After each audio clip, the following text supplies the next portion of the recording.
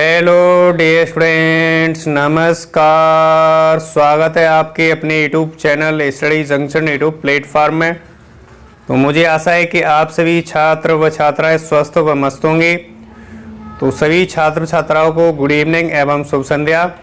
तो इस वीडियो के माध्यम से आपको क्लास 10th जो कि यूपी बोर्ड एग्ज़ाम 2024 आने वाला है उसके लिए मोस्ट इम्पोर्टेंट क्वेश्चन जो कि हम चैप्टर वाइज ले रहे हैं।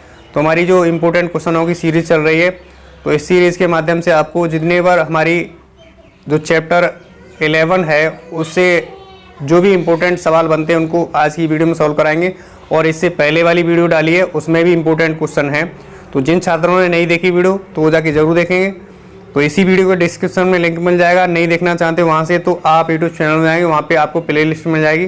तो वहाँ से अपनी जो वीडियो है उसको इंपॉर्टेंट क्वेश्चन वाली देख सकते हो, ठीक है। तो जो भी नए छात्र जुड़ रहे हैं इस वीडियो के माध्यम से वो चैनल को सब्सक्राइब करके बेल आइकन को जरूर प्रेस कर लेना, क्योंकि यहाँ से जैसे ही नई वीडियो अपलोड होगी उसका नोटिफिकेशन आपके पास सबसे पहले समय से पहुँचेगा।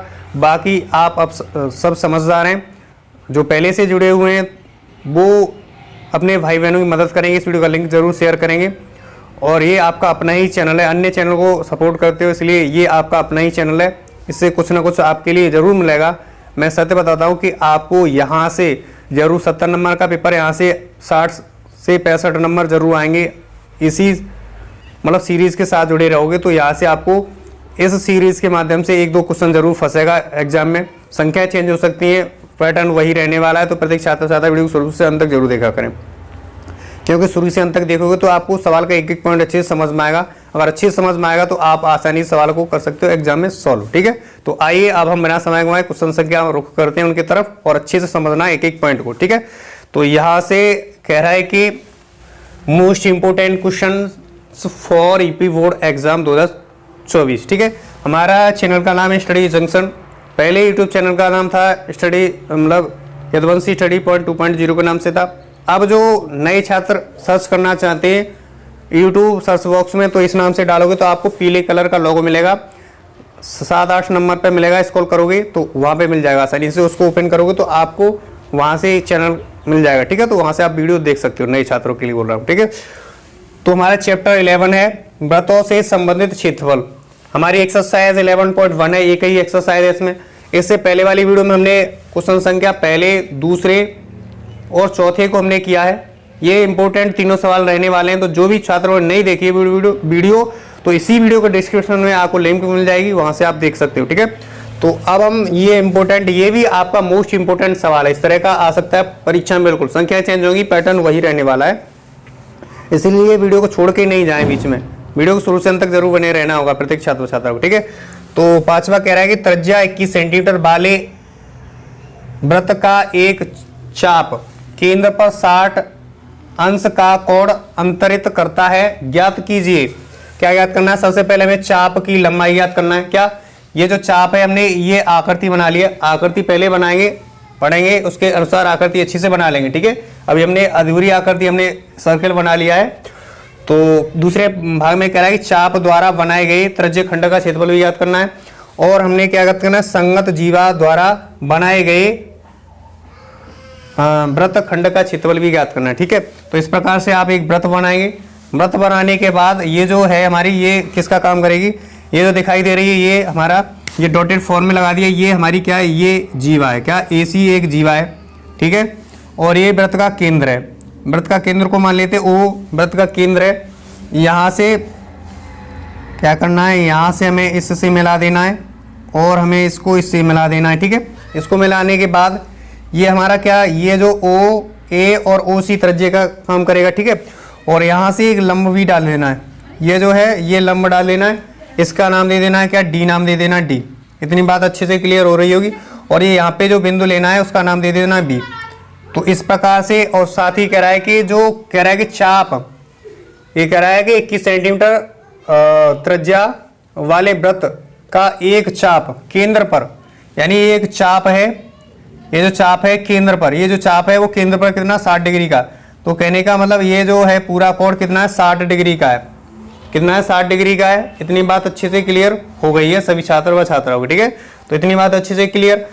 तो इस तरह से हम आकृति बना लेंगे पहले। अब आप समझ लो कि लघु तर्जखंड कहाँ है, वृत्त मतलब दीर्घ वृत्तखंड कहाँ है, ये समझ लेना है। ठीक है, तो सबसे पहले हम बात करें, हमें क्या कह रहा है, इसमें कह रहा है कि संगत जीवा द्वारा बनाए गए वृत्तखंड का क्षेत्रफल ज्ञात करना है। क्या, वृत्तखंड का क्षेत्रफल ज्ञात कर लेना है। ठीक है, तो मतलब कह रहे हैं ये तो क्या, वृत्तखंड का क्षेत्रफल ज्ञात करना है। ठीक है, वृत्तखंड का हमें देखा जाए तो तर्जखंड क्या है, तर्जखंड ओ ए बी सी ए तर्जखंड का काम करेगा ओ। ठीक है, ये तर्जखंड का काम करेगा। और चाप, ये हमारा चाप क्या है, यहाँ चाप की लंबाई की बात करेंगे तो चाप की लंबाई ये हमारी चाप की लंबाई हो जाएगी। ठीक है, यहाँ से हम चाप है उसकी लंबाई ज्ञात कर लेंगे। ठीक है, और चाप द्वारा बनाए तर्जखंड का क्षेत्रफल भी ज्ञात करना है। ठीक है, इतनी बात अच्छे से क्लियर। अब हम सवाल को जो सॉल्व करते हैं, तो सबसे पहले जो दिया है वो लिख लेते हैं। तो हमें ये जो त्रिज्या है कितना दिया है, 21 सेंटीमीटर। क्या त्रिज्या कितना, 21 सेंटीमीटर दिया है, यहाँ से इतना क्लियर हो गया। अब हमने क्या लिखना है, त्रिज्या यहाँ लिखना है। सबसे पहले त्रिज्या ओ ए बराबर का क्या, ओ सी, ये दोनों त्रिज्या का काम कर रहा है। ये 21 सेंटीमीटर हमें दिया है, इतना हमें सवाल में दिया है। ठीक है, और थीटा कोण भी दे रखा है, कितना थीटा कोण दे रखा है 60 डिग्री का, कितना 60 डिग्री का अंतर्गत करता है, 60 डिग्री का दिया है। ठीक है, तो सबसे पहले हमें क्या करना है, सबसे पहले हमें यहाँ से क्या निकालना है, चाप की लंबाई निकाल लेना है। क्या, चाप की लंबाई निकाल लेना है। तो पहले वाले भाग को यहाँ से सॉल्व करते हैं, तो चाप की लंबाई बराबर फॉर्मूला याद कर लेना आप सभी को, चाप की लंबाई। तो चाप की लंबाई बराबर फॉर्मूला याद करना है, वो क्या होता है हमारे पास, होता है थीटा बट्टे कितना होता है, 360 होता है। कितना होता है, 360 होता है। और गुणे में होता है कितना, 2 पाई आर, ये होता है 2 पाई आर, ये होता है हमारा किसका, चाप की लंबाई वाला फॉर्मूला होता है। ठीक है, तो इसी को यहाँ पे सिंपली लगा देना है। क्या करना है, इसी फॉर्मूले को यहाँ पे जो है लगा लेना है। प्रत्येक छात्र छात्रा को वीडियो को शुरू से अंत तक जरूर बने रहना होगा, क्योंकि अच्छे से समझ में एक एक पॉइंट आ जाएगा आपका। ठीक है, तो यहाँ से यही वाला फॉर्मूला यहाँ पे लगा देना है सिंपली, ये ठीक 2 पाई आर थीटा लगा देना है। ठीक है, थीटा तो है आगे, तो यहाँ से इसमें मान रखेंगे। तो थीटा की जगह क्या रखना है, थीटा की जगह यहाँ सिंपली कितना रखना है, 60 डिग्री का। ये जो कोण बना हुआ है ये 60 डिग्री का पूरा ही बना हुआ है। ठीक है, तो रखेंगे क्या, 60 बट्टे क्या रखेंगे, 60 बट्टे 360 लिख लेंगे। 360 लिख लिया, इतनी बात अच्छे से क्लियर हो पा रही है।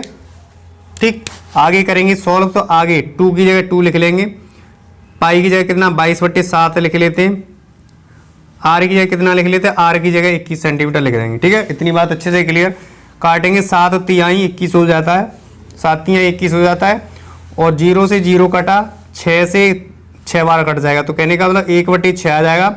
गुणे में कितना 2 आ जाएगा, और गुणे में कितना 22 आ जाएगा, और गुणे में कितना बचा, ये 3 हो गया, 3। ठीक है, 3 से काटेंगे, 3 दूनी 6, और 2 से ये 2 कट जाएगा, 2 से 2 कटाएगा तो हमारे पास चाप की लंबाई, हाँ चाप की लंबाई कितना आ गया, चाप की लंबाई आएगा 22 सेंटीमीटर। कितना आ गया, चाप जो चाप है उसकी लंबाई हमने क्या ज्ञात कर ली, चाप की लंबाई हमने 22 सेंटीमीटर यहाँ से ज्ञात कर लेनी है। ठीक है, इतनी बात मुझे आशा है पूरी कि अच्छे से क्लियर हो रहा होगा। पहले वाला पॉइंट का आंसर ये आ गया। ठीक है, पहले वाला पॉइंट है उसका आंसर हमने कितना ज्ञात कर लिया, 22 सेंटीमीटर, इतना अच्छे से पता चल गया आपको। ठीक, अब हमने पहले वाले भाग को यहाँ से हल कर लिया, अच्छे से समझा। ठीक है, अब हम दूसरे वाले भाग को हल करते हैं। तो दूसरे वाले भाग में ये कह रहा है कि चाप द्वारा बनाए गए त्रिज्यखंड का क्षेत्रफल ज्ञात करना है। ठीक है, तो पहले वाला भाग हल कर लिया। अब हम यहाँ पे दूसरे वाले भाग को हल करेंगे। क्या करेंगे, दूसरे वाले भाग को हल करेंगे। तो प्रत्येक छात्र छात्रा को वीडियो को शुरू से अंत तक जरूर बने रहना होगा। ठीक है, तो यही हम ज्ञात करेंगे। क्या ज्ञात करेंगे, चाप द्वारा, क्या लगेंगे, चाप द्वारा बनाए गए त्रिज्य खंड का क्षेत्रफल, इसके बराबर क्या होता है, इसके बराबर होता है हमारे पास फॉर्मूला होता है क्या, थीटा बटे 360 होता है, अंश गुणे का होता है पाई आर स्क्वायर, ये फॉर्मूला होता है। ठीक है, तो यहाँ पे सिंपली मान रख देना है। तो यहाँ थीटा की जगह क्या रखना है, अब थीटा की जगह में 60 अंश रखना है। कितना रखना है, 60 बटे कितना हो जाएगा 360, गुणे का कितना हो जाएगा, गुणे का पाई की जगह रखना है कितना 22/7 रख देना है। गुणे का आर की जगह त्रिज्या कितना 21 सेंटीमीटर, तो 21 गुणा 21 लिख लेंगे, क्योंकि हमें आर स्क्वायर है तो 21 गुणा 21 लिख लिया। इतनी बात क्लियर। तो 7 से काटेंगे, 7 तिहाई 21 हो जाएगा, 3 बार कट जाएगा। ठीक है, 3 बार कटा और ये कट जाएगा कितने बार, 1/6 हो जाएगा। कितना भाग हो जाएगा? 1/6 हो जाएगा। इतनी बात अच्छे से क्लियर। अब यहाँ से 22 ऊपर बचा, ये तो 7 से कट गए और हमारे पास 30 बचा हमारे पास, और कितना बचा? 21 बचा। यहाँ तक इतना समझ में आ रहा है। अब यहाँ से काटेंगे, 3 से काटेंगे, 3 दूने 6 और 2 से काटेंगे 11 बार कट जाए। कितने बार? 11 बार कट गया। इतनी बात क्लियर। अब हम हमारे पास क्या बचा? हमारे पास सिंपल ये बचा कि 11 बचा और 21 बचा। तो हम क्या करेंगे? 11 गुणे का 21 कर लेंगे। क्या? 11 गुणे का 21 कर लेंगे। तो अब हम क्या करेंगे? अब हमने क्या करना है? यहाँ से गुणा करना है इसमें, तो यहाँ गुणा करना है। 11 एकम 11 का 1 हो जाएगा। हासिल लगा कितना? हासिल लगा 1 हो जाएगा। 11 दूनी 22, 22 और 1 23, कितना होता है? 23 होता है। 11 एकम 11 और 11 दूनी 22 और 1 23 सेंटीमीटर होता है, तो सेंटीमीटर स्क्वायर हो जाएगा। कितना हो जाएगा? सेंटीमीटर स्क्वायर हो जाएगा। ठीक है। तो कहने का मतलब हमारे पास कितना आया? हमारे पास आया 231। कितना आया हमारे पास? 231 आ गया। ठीक है। हमारे पास कितना आया? हमारे पास कितना आया? इसका गुणा किया 11 एकम 11 और 11 दूने 22 और 31, यानी 231 सेंटीमीटर स्क्वायर आ गया, जो कि हमारे दूसरे वाले भाग का यहाँ पे आंसर हो जाता है। क्या हो जाता है? दूसरे वाले भाग का यहाँ पे आंसर हो जाता है। ठीक है। तो मुझे आशा है इतनी बात आपको अच्छी से क्लियर हुई होगी। यानी दोनों भाग, यानी पहला भाग हमने कंप्लीट कर लिया और दूसरे भाग को हमने कंप्लीट कर लिया। ठीक है। तो अब हम तीसरे वाले भाग को, मतलब तीसरे वाले भाग में ये कह रहा है कि संगत जीवा द्वारा बनाए गए वृत्तखंड का क्षेत्रफल ज्ञात करना है। क्या? वृत्तखंड का क्षेत्रफल ज्ञात करना है। तो संगत जीवा द्वारा बनाए गए वृत्तखंड का क्षेत्रफल हमें ज्ञात करना है। इसलिए वृत्तखंड का क्षेत्रफल ज्ञात करने के लिए हमें जरूरत पड़ेगी किसकी? हमें जरूरत पड़ेगी क्या? इसकी जरूरत पड़ेगी, इतने वाले भाग को माइनस करने की जरूरत पड़ेगी। ठीक है।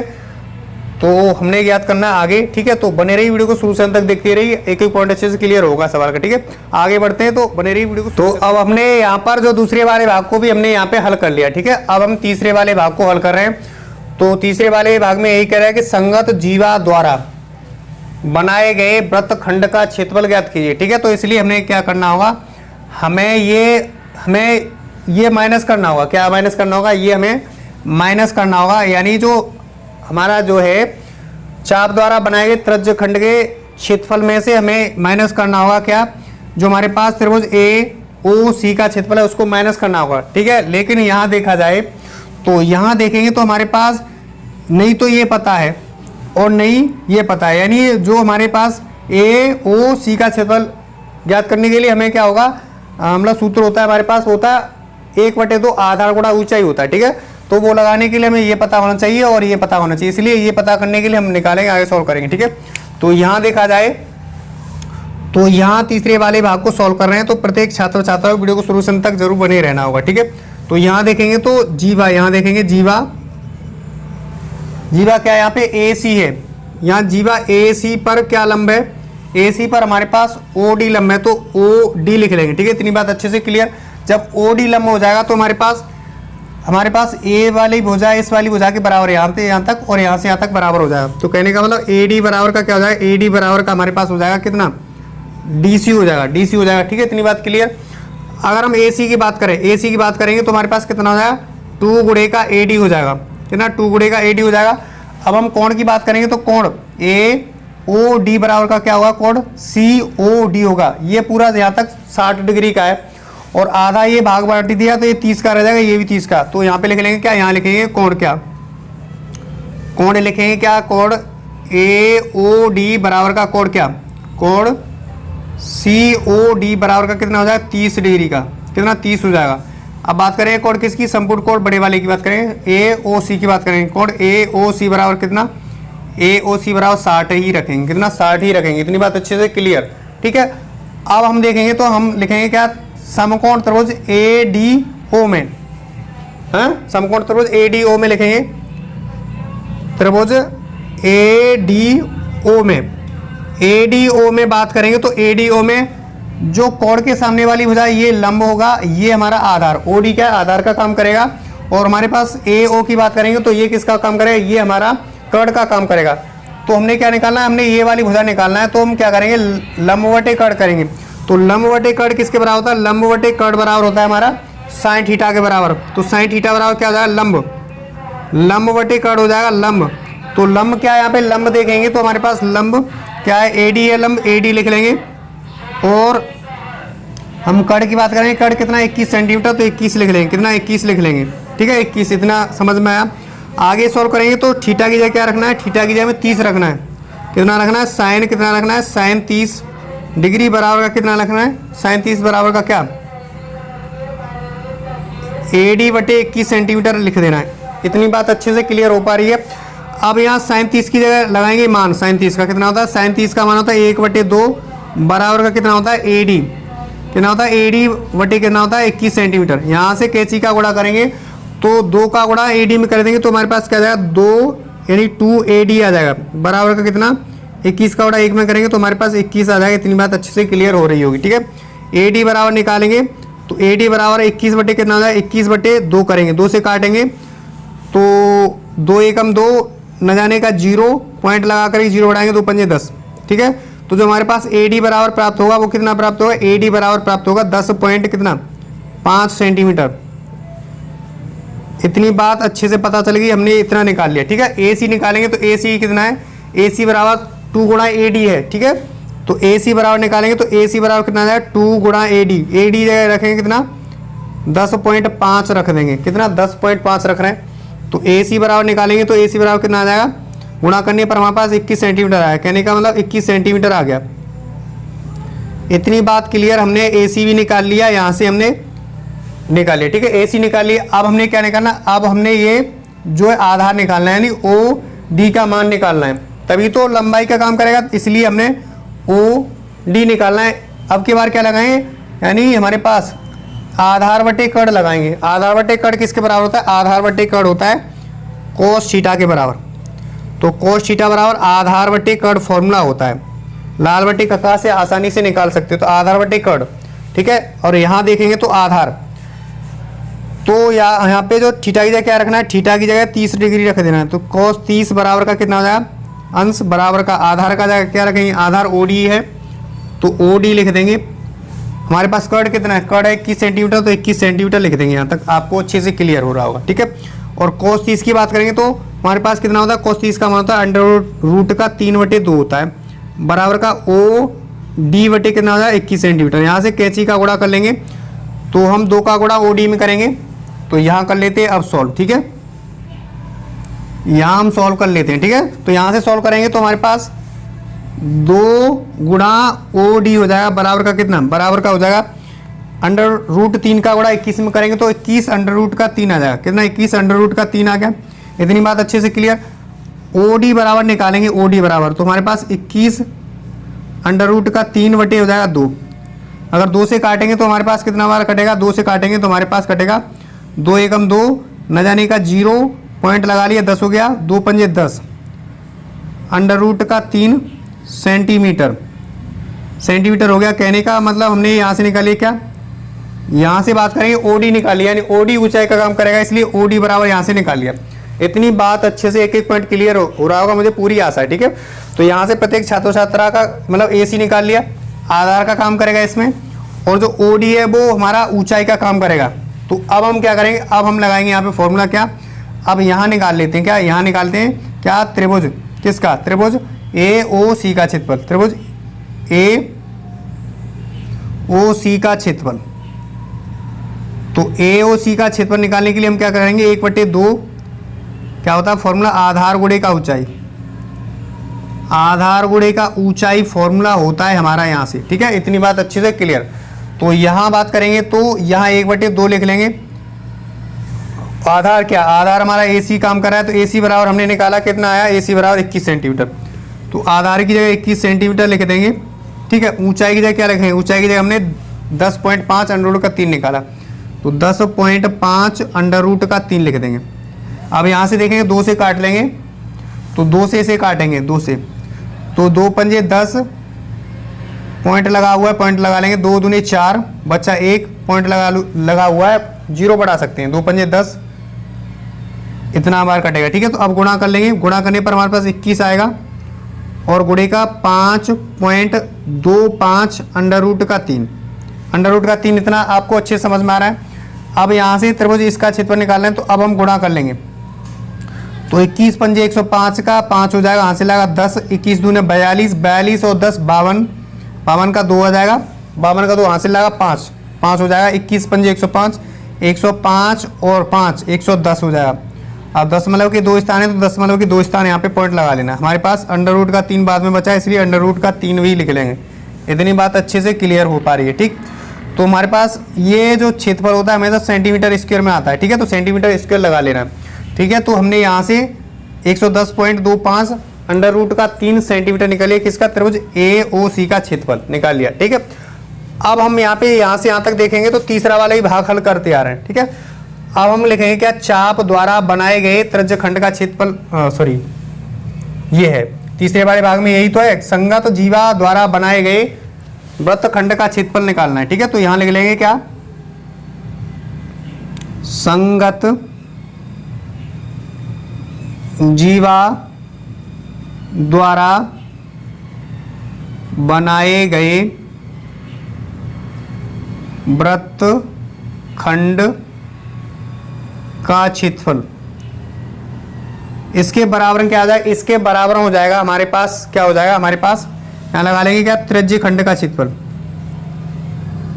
त्रिज्य खंड का क्षेत्रफल माइनस का क्या हो जाएगा, माइनस का त्रिभुज AOC का क्षेत्रफल कर लेंगे, क्या AOC का क्षेत्रफल कर लेंगे, ठीक है। इतनी बात अच्छे से क्लियर। इसका माइनस करेंगे तो हमारे पास क्या आएगा, माइनस करने पर त्रिज्य खंड का क्षेत्रफल कितना है, त्रिज्य खंड का क्षेत्रफल हमारे पास चाप द्वारा बनाए त्रिज्य खंड का क्षेत्रफल 231 है, तो 231 लिख लेना यहाँ पे माइनस, और AOC का क्षेत्रफल हमने कितना निकाला है, AOC का क्षेत्रफल निकाला है 110.25 और अंडर रूट का कितना, अंडर रूट का 3 इतना निकाला है, ठीक है। अब हमने क्या करना है, अब हमने यहाँ पे सिंपली क्या रखना है, यहाँ पे इसका मान रख देना है, ठीक है। तो यहाँ पे मान रख रहे हैं तो हमारे 231 माइनस का 110.25 और गुणा कितना करना है, इतना अंडर रूट 3 का मान कितना होता है, 1.732 होता है, और इसका अगर गुणा करेंगे तो हमारे पास कितना है, 90.37 आएगा, ठीक है। तो हमें यहाँ कर लेना है इतने वाले भाग में, ठीक है। तो यहाँ पे हल कर रहे हैं, ध्यान रखना। तो हमारे पास 31 पॉइंट लगा देंगे, क्या 2 स्थान 0 लगा लेते हैं। अब हम क्या करेंगे, अब हम 90 पॉइंट कितना घटाएंगे, 90.37 घटा लेंगे, जो कि हमारा ये गुणा करेंगे, आप जो गुणा करेंगे इसको कैलकुलेट करेंगे, गुणा करने पर हमारे पास कितना आएगा, गुणा करने पर 90.37 आने वाला है। तो घटा लेंगे, यहाँ से दाई लेंगे सिंपली, यहाँ 10 हो जाएगा, यहाँ 9 रह जाएगा, ठीक है। 10 में से मतलब 7 गया, कितना हो जाएगा, 3 बचा, यहाँ 9 में से 3 गया, 6 बचा, यहाँ रहेगा 0 0 आ जाएगा, यहाँ से 3 में से 9 नहीं जा रहा है, इसलिए यहाँ से दाई ले लेंगे तो 13 हो जाएगा, 13 में से 9 गया, 4 बचेगा। तो कहने का मतलब हमारे पास 40 पॉइंट कितना 63 आ जाएगा, ठीक है, लगभग में 40.63 सेंटीमीटर स्क्वायर आ जाएगा, ठीक है। तो मुझे आशा है ये क्वेश्चन आपके लिए हेल्पफुल रहने वाला है और इस क्वेश्चन का एक एक पॉइंट अच्छे से क्लियर हो गया होगा, ठीक है। अब आप इस तरह से आप आसानी से नोट डाउन कर लेना, ठीक है। तो हमने जो दूसरे वाला भाग था उसका आंसर हमने कितना ज्ञात किया, 231 सेंटीमीटर ज्ञात किया, इतना बात क्लियर। तीसरे वाले भाग को हमने हल करते आए, ऐसे इस तरह से हल करके जाना है, यहाँ से हल करोगे, इसके बाद कौन सा भाग, इसके बाद यहाँ से यहाँ तक भाग हल करना है, उसके बाद आपको उतारना क्या, उतारना यहाँ तक उतारने के बाद संगत जीवा द्वारा बनाए गए वृत्त खंड का क्षेत्रफल निकालने के लिए त्रिज्य खंड का क्षेत्रफल माइनस करना है, क्या माइनस त्रिभुज AOC का क्षेत्रफल कर लेना है। जब माइनस करोगे, इसका कैलकुलेट करोगे तो कितना आएगा, 190.37 आएगा। अब घटाने पर हमारे पास 40.63 आएगा, ठीक है। तो मुझे आशा है ये आपके लिए हेल्पफुल रहने वाला है, एक एक पॉइंट अच्छे से क्लियर हुआ। तो आगे अब इसी क्रम में बढ़ते हैं, अगला मोस्ट इंपोर्टेंट क्वेश्चन रहेंगे तो लेंगे, तो आपको प्रत्येक छात्र छात्राओं वीडियो शुरू से अंत तक जरूर बने रहना होगा, क्योंकि वो भी आपके लिए मोस्ट इंपोर्टेंट मतलब सवाल होने वाला है, ठीक है। तो आगे बढ़ते हैं, अब इसे आप आसानी से उतार सकते हो। हम हमारा 7वां ये भी इंपॉर्टेंट रहेगा, इसलिए सभी छात्र छात्राओं को वीडियो को शुरू से अंत तक जरूर बने रहना होगा, ठीक है। तो आइए अब हम इसे भी हम हल करते हैं बिना समय गंवाए, ठीक है। तो हमारा जो 7वां सवाल कह रहा है ये भी इंपॉर्टेंट है। तो कह रहा है कि त्रिज्या 12 सेंटीमीटर वाले एक वृत्त की जीवा केंद्र पर 120 डिग्री का कोण अंतरित करती है, संगत वृत्तखंड का क्षेत्रफल ज्ञात कीजिए, यानी करो।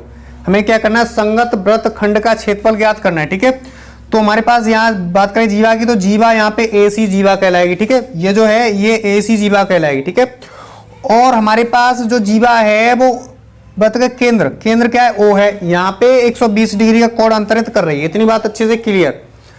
अब हमें संगत वृत्तखंड का क्षेत्रफल ज्ञात करना है। संगत वृत्तखंड की बात करें तो हमें क्या करना होगा, सबसे पहले हमें इसमें त्रिज्य खंड का क्षेत्रफल निकालना होगा।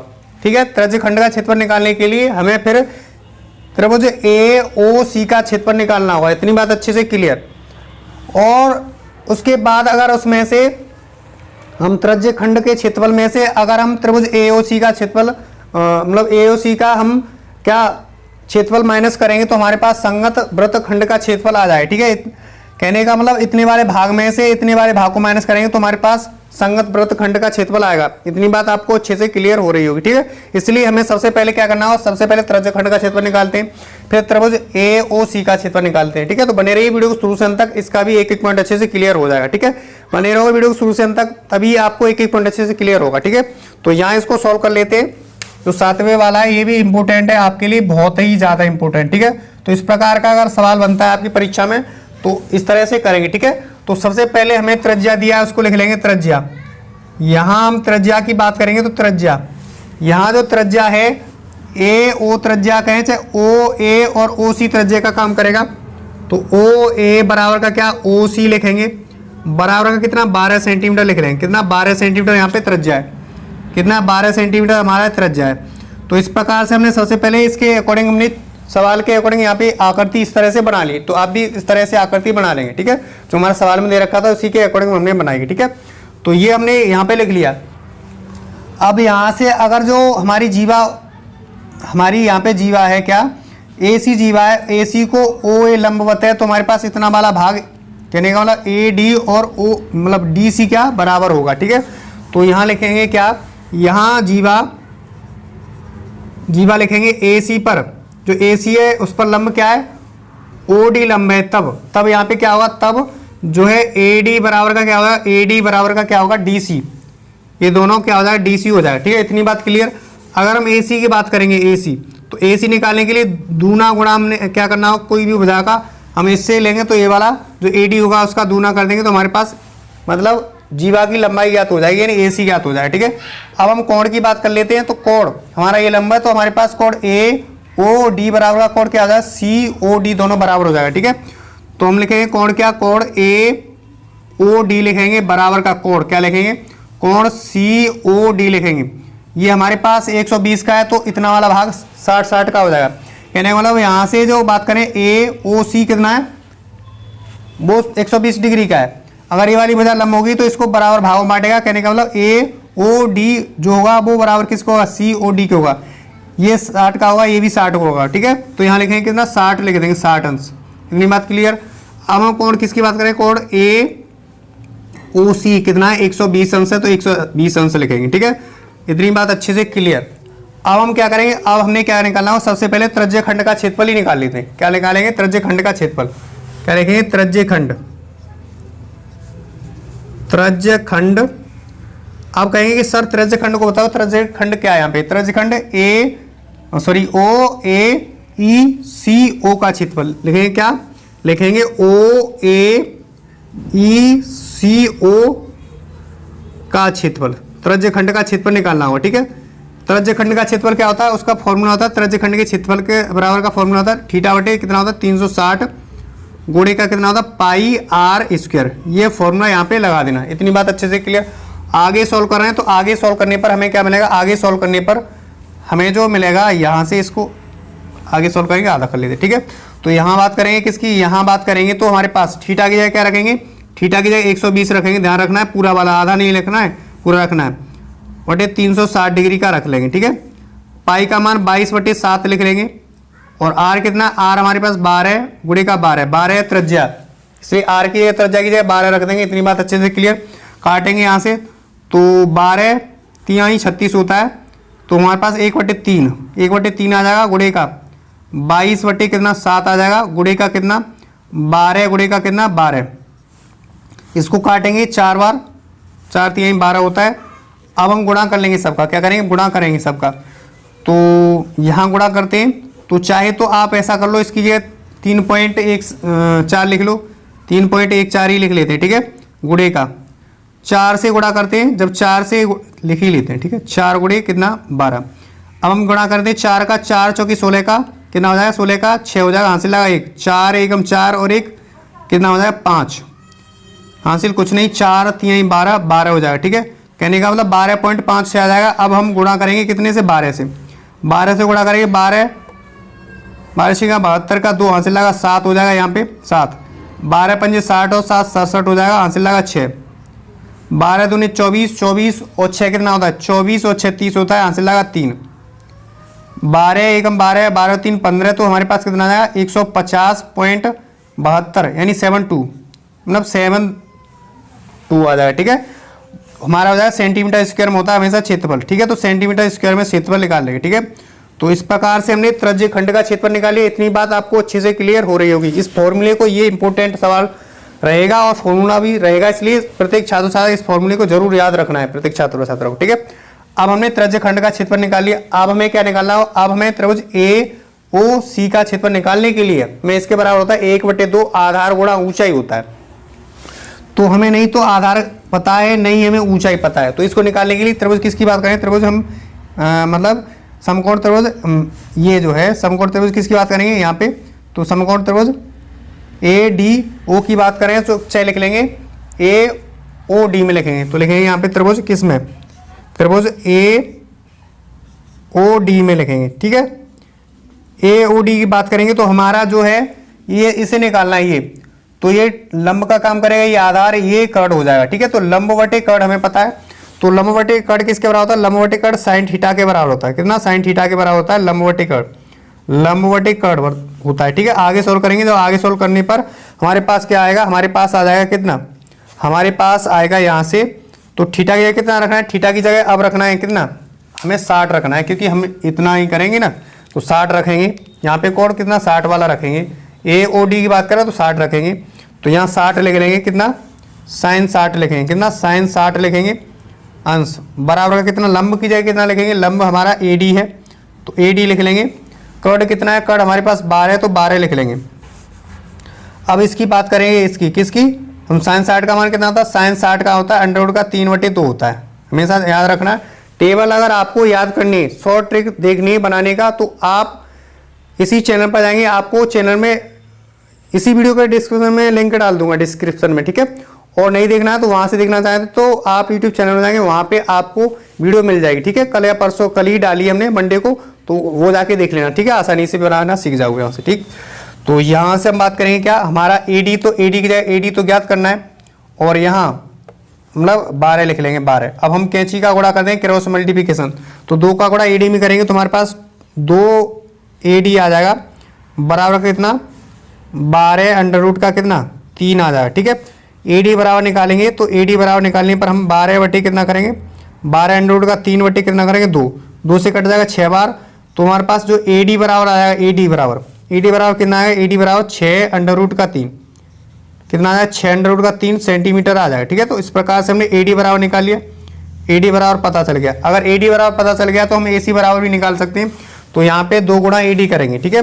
तो AC बराबर निकालेंगे, AC बराबर निकालेंगे तो 2 गुणा कर देंगे, क्या AD कर देंगे, तो AC बराबर हो जाएगा 2 गुणे का AD की जगह रखेंगे 6, कितना रखेंगे 6 अंडर रूट का 3, जब गुणा करेंगे तो हमारे पास AC बराबर आ जाएगा कितना, AC बराबर आ जाएगा 2 6 12, 12 अंडर रूट का 3 सेंटीमीटर स्क्वायर में आ जाएगा। हमेशा इतना याद रखना, जो हमारी जो इकाई होती है वो वही इकाई आती है, जितनी हमारी त्रिज्या की इकाई है वही लिखना है यहाँ पे सेंटीमीटर स्क्वायर, मीटर में नहीं लिख देना है, हमेशा याद रखना है इकाई, और गलत होने पर भी सवाल गलत हो जाता है, ठीक है। इसलिए सेंटीमीटर में ही लिखना है, सेंटीमीटर में हो तो, ठीक है। तो AC बराबर इतना निकालिए, 12 अंडर रूट का 3 आ गया। अब हम आगे सवाल की तरफ बढ़ते हैं, तो प्रत्येक छात्र छात्रा को वीडियो को शुरू से अंत तक जरूर बने रहना होगा, अच्छे से समझना है, तो ठीक है। तो यहाँ से हमने ये निकाल लिया। अब हमें ऊंचाई की भी आवश्यकता पड़ेगी, इसीलिए ऊंचाई को निकालने के लिए हम अब की बार क्या लेंगे, आधार बटे कर्ण किसके बराबर होता है, आधार बटे कॉस थीटा के बराबर होता है, तो कॉस थीटा बराबर क्या लिखेंगे, आधार बटे कर्ण लिखेंगे, आधार बटे कर्ण। इतनी बात क्लियर। थीटा की जगह वही रखना है 60, तो यहाँ आगे यहाँ पे सॉल्व कर लेते हैं क्या, तो cos 60 लिख लेंगे, cos 60 डिग्री, ठीक है। cos 60 बराबर कितना लिखेंगे, cos 60 बराबर लिखेंगे कितना, हम यहाँ आधार कितना है, आधार हमें ज्ञात करना है, OD ज्ञात करना है। कर्ण की बात करें तो हमारे पास 12 है तो 12 लिख लेंगे। cos 60 की बात करें तो cos 60 का मान कितना होगा, जितना हमारा sin 30 का मान होगा वही हमारा cos 60 का मान हो जाता है, ठीक है। तो हम बात करेंगे cos 60 की, तो जैसे कि आगे सॉल्व कर रहे हैं तो बने रहना है प्रत्येक छात्र छात्रा को वीडियो को शुरू से अंत तक।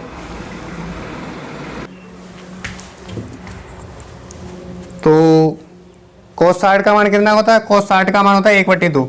तो यहाँ 1/2 बराबर का कितना लिखेंगे, OD बटे का कितना, मतलब 12 लिख लेना है, कितना 12 लिखना है। कैंची का ओड़ा करेंगे तो हम जो है 2OD बराबर का कितना लिखेंगे, 12 सेंटीमीटर, यानी 12 लिख लेंगे, ठीक है। OD निकालना है सिंपली, तो OD बराबर क्या लिखेंगे, OD बराबर 12 बटे कितना लिखेंगे, 12 बटे मतलब 2 रखेंगे। तो हमारे पास जो OD भुजा है, जो ऊंचाई हमारे पास कितना आ गया, ऊंचाई 6 सेंटीमीटर आ गया, ठीक है। तो इस प्रकार से हमने ऊंचाई यहाँ से निकाल लिया। अब हम क्या, अब हम यहाँ से निकाल सकते क्या, अब हम यहाँ से त्रिभुज किसका, AOC का क्षेत्रफल निकाल सकते हैं। तो यहाँ निकालेंगे, क्या लिखेंगे, त्रिभुज AOC का क्षेत्रफल, इसके बराबर में क्या होगा, इसके बराबर होता है 1/2 आधार गुणे का क्या होता है, ऊंचाई होता है, आधार गुणे का ऊंचाई होता है। इतनी बात अच्छे से क्लियर। तो यही हमें फॉर्मूला यहाँ पे लगा देना है। तो हम 1/2 लिखेंगे, आधार कितना है, आधार AC बराबर, तो AC बराबर कितना निकाला हमने, 12√3, कितना निकाला, 12√3 निकाला। अब यहाँ ऊंचाई की बात कर ले तो ऊंचाई कितना निकाल लिया, ऊंचाई हमने OD बराबर कितना 6 सेंटीमीटर, तो 6 लिख लेंगे 6। अब 2 से काटेंगे तो 2 से कितने बार कटेगा, 3 बार कटेगा। तो 12 3 यानी 36 हो जाएगा। तो 36 अंडर रूट का कितना, 36 अंडर रूट का 3, यही तो है 36 अंडर रूट का 3। और ये हमेशा क्षेत्रफल होता है क्या, सेंटीमीटर स्क्वायर में, तो सेंटीमीटर स्क्वायर में लिख देना है। इतनी बात आपको अच्छे से क्लियर हो रही होगी, एक एक पॉइंट क्लियर। तो हमने इस प्रकार से निकाला है क्या, इस प्रकार से हमने क्या निकाला, इस प्रकार से हमने त्रिज्य खंड का क्षेत्रफल निकाला कितना, 150 पॉइंट कितना 72 निकाल लिया, ये निकाल लिया, इतना क्लियर, ठीक है। इतनी बात क्लियर। अब हमने क्या, यहाँ से देखेंगे तो यहाँ से तो हम देखेंगे क्या निकालना है। अब हमने ये निकाल लिया कि त्रिभुज AOC का निकाल लिया क्षेत्रफल, और हमने क्या निकाल लिया, त्रिज्य खंड का क्षेत्रफल। अब हमें क्या निकालना है, संगत वृत्तखंड का क्षेत्रफल निकालना है। क्या, संगत वृत्तखंड का क्षेत्रफल, संगत वृत्तखंड का क्षेत्रफल यही निकालना है। इसके लिए हमें क्या निकालना है, और इसके लिए हमें जो है त्रिज्य खंड का क्षेत्रफल सिंपली क्या निकालना है, लगाना है यहाँ पे त्रिज्य खंड का क्षेत्रफल है, उसमें से हम माइनस कर देंगे क्या, त्रिभुज AOC का क्षेत्रफल माइनस कर देंगे, तो हमारे पास ये संगत वृत्तखंड का क्षेत्रफल पता चल जाएगा, ठीक है। तो यहाँ से हमारे पास त्रिज्य खंड का क्षेत्रफल कितना है, 150.72 है। तो लिखेंगे क्या, 150.72 लिख लेंगे, इतनी बात क्लियर। माइनस यहाँ से क्या करना है, यहाँ से हमने करना है क्या, यहाँ से हमने क्या निकालना है, लिखेंगे कितना, 36 अंडर रूट का 3 लिख लेंगे, कितना 36 अंडर रूट का 3, यही तो हमने निकाला क्या, त्रिभुज AOC का क्षेत्रफल निकाला। अब हमने क्या करना है, यहाँ से हमने क्या करना है, यहाँ से अगर इसको सॉल्व करेंगे तो इसको सॉल्व करने पर हमारा यहाँ पे क्या लगाएंगे, 150 लिखेंगे, 0.72 लिखेंगे, माइनस का क्या लगाएंगे, माइनस का यहाँ से 36 गुणे का क्या करना है, 1.732 लगा लेना है, ठीक है। अंडर रूट 3 का मान लगा लेना है, वो हमें सवाल में दिया है, इसलिए इसका गुणा करेंगे। आगे आप क्या करेंगे, आगे जब सॉल्व करेंगे तो आगे सॉल्व करने पर हमारा 150 माइनस वो करके करेंगे तो हमारे पास कितना आएगा, हमारे पास कुछ आएगा कितना, 88 पॉइंट कितना 44 सेंटीमीटर स्क्वायर आएगा, ठीक है। तो मुझे आशा है इतनी बात आपको अच्छे से क्लियर हो रही होगी, एक एक पॉइंट क्लियर हो रहा होगा, ठीक है। तो आगे हम इसी प्रकार से आपके लिए लाते रहेंगे सवाल, तो वीडियो शुरू से अंत तक जरूर बने रहना होगा। इसी प्रकार से आप निरंतर पाते रहेंगे सवालों को, ठीक है। तो आज के लिए बस इतना ही। आप इस तरह से आसानी से नोट डाउन करना और इसको आंसर करना, इसको आगे सॉल्व करना, तो इतना आंसर आएगा। ठीक है, तो मुझे आशा है क्वेश्चन आपके लिए हेल्पफुल रहने वाला है, अच्छे से समझ में आ गया होगा। तो आगे हम सॉल्व करते हैं सवालों को। ठीक है।